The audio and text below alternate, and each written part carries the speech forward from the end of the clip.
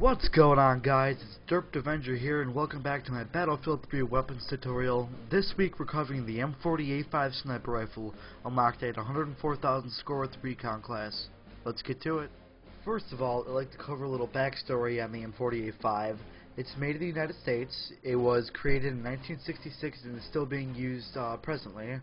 It's been a ton of wars, including the Vietnam War, the Gulf War, and the Iraqi War, and the war in Afghanistan. It costs about $2,795 to own one, and it fires a standard 7.62 by 51mm NATO round. The round's been around forever, since the 50s and the early AK-47s. So that's the origin of the rifle. Now, the M40A5 sniper rifle is a very specific gun. You have to use it in a certain way, or it's just not going to be effective as it should be on the battlefield. Starting off with some statistics of the rifle. It has a 10 round mag size. It shoots, well, it's a bolt action, so you cycle every round. The reload time is 2.5 seconds if a round is still in the chamber, and 3.5 if it's completely emptied. The starting ammo is 11 in the mag, 1 in the chamber, and 33 rounds. And then max ammo, you can get 55 extra rounds. Now, the base damage varies. It's usually about from 75 to 55, really depending on where you're shooting. But no matter what, it'll be a 2-shot kill, no matter where you shoot them from, because everyone has 100 in health in Battlefield. Now, the multipliers are 2 times to the head, so instant kill if you shoot anyone in the head. Base damage to the torso, and 0.9 to the limbs. Now, the recoil, it depends if you have the straight pull bolt on. If you shoot without it, you have to unscope, scope back in, and then cycle it, or unscope, cycle, then scope back in. But if you have the straight pull bolt on, you could just stay scoped in and stay on target. Now, the effective range in real life is just around 1,000 meters, but in Battlefield it really doesn't matter, because I've seen shots up to 3,000 meters out. But yeah, there's some statistics on the rifle. Okay, now when we're talking about unlocks with the M40A5, there's just a plethora of them. There's 16 of them, and 10 of them include optics, including like a 12x scope, a holographic red dot, infrared 7x, 3.4 times zoom. There's just a whole bunch of options you have to choose from to get the maximum effectiveness the way you want to play on the battlefield. Now, these options, like the bipod, you could set up at 1,000 meters and just start picking people off if you're that type of player, or if you like the reflex or a holographic sight and you like to run and gun and you think you should slap the suppressor on and be silent like a ninja and just take people out, you can play like that.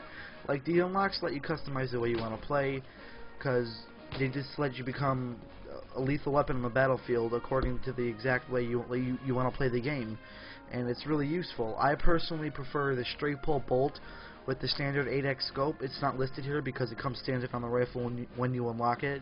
The straight pull bolt, the tactical light, and the 8x zoom scope, I find it's the most effective way that I like to play. But if you play differently, you could choose whatever you want to play as. There are 3 options to choose from when picking your equipment slot for your recon class. You could either choose the Soul Flam, which is it's a designator you put on the ground. You can leave it unmanned. It will target air and land vehicles for you wherever you're looking at, and they'll automatically target for you. Like with the Javelin, you can't normally hit a jet with the Javelin because it's a surface-to-surface missile launcher. You could target a jet with a Javelin. It's hard to say. It's a tongue twister, and that's what that does. It targets land vehicles for you.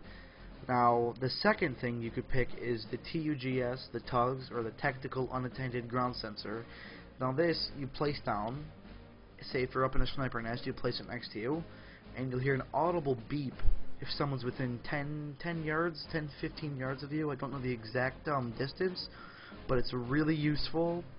Say for TDM, you're on the go, you're set up in a spot, and you really can't watch your back. Maybe Conquest and you're up on a hill, you don't want to get assassinated or something.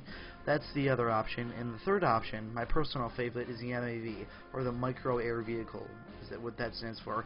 It's a remotely operated It's a remotely operated flying detector equipped with a suite of motion sensors and a camera with IR/NV capabilities for aerial reconnaissance.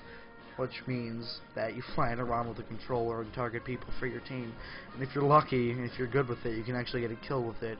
It's quite funny, but I've only gotten one and never recorded it. It's really hard to do. So yeah, those are your equipment options. They're both they're both really good and useful, depending on what game modes and what game types you're playing. So choose wisely. I personally like the MAV because I like to help out my team with targeting, and you can get kills with it if you're good with it. So yeah, the MAV is the way to go for me. The tugs and the Soul Flame are also good though. Now there are a few effective options when you're choosing your pistols. You could use a silenced pistol, which obviously gives you the option of being stealthy over busting caps that are super loud, or you could choose something like a powerful high power revolver like the M40A5 or the M40A5, excuse me, which is good. Say you get a hit marker, you bust that thing out and pop someone in the face and they die instantly. It's pretty good secondary if you can make up for the low recoil. Now the MP443 silenced, super low recoil, high mag sized. It's good for getting a lot of bullets on target. The M9 is the same way, a little bit less mag size, a little more recoil, a little more skill to use. The MP412 has a really slow fire rate, super high power bullets, good for finishing enemies off, and it's a good way just to whip it out and shoot someone. That's what she said. And yeah, whatever one suits you, obviously you would use. I like to use the MP443 when I'm using a bolt action rifle, and when I'm using a semi-automatic, I use the MP412 Rex because it's good for finishing people off. So yeah, choose whatever pistol is according to your playstyle. Okay, I've made a few loadouts that might help you be a more effective asset on the battlefield the way you like to play. The first loadout is the support / spawning one that I made. You use the standard 8x rifle scope, or you can use a ballistic scope, whatever one you're better with. The straight pull bolt, so you can stay on target and keep sending rounds down range. And a tactical light. Now the tactical light is for close range, just in case you get snuck up on. That's what I like to use. And the second option is my Slayer / offensive class. You use a straight pull bolt, a sound suppressor, and a holographic sight. And this loadout's really good if you're good at getting headshots, because it's a 2-shot kill if you don't. But yeah, you're stealthy because the suppressor, and the holographic lets you aim close range.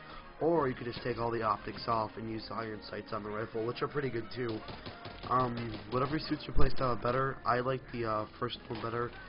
the support option. But you choose whatever one you want. Here are a few suggestions to help you become better. Okay, for the final slide here, you see it's the most effective loadout. This is the loadout that I have the most success with, the way I play it. I play a more supportive, suppression, spawning type of class, type of play style. Now, it's the M40A5 with a standard 8x scope with a straight pull bolt and a tactical light. I find this loadout, like I said earlier, a really effective combination of close range and suppression long range.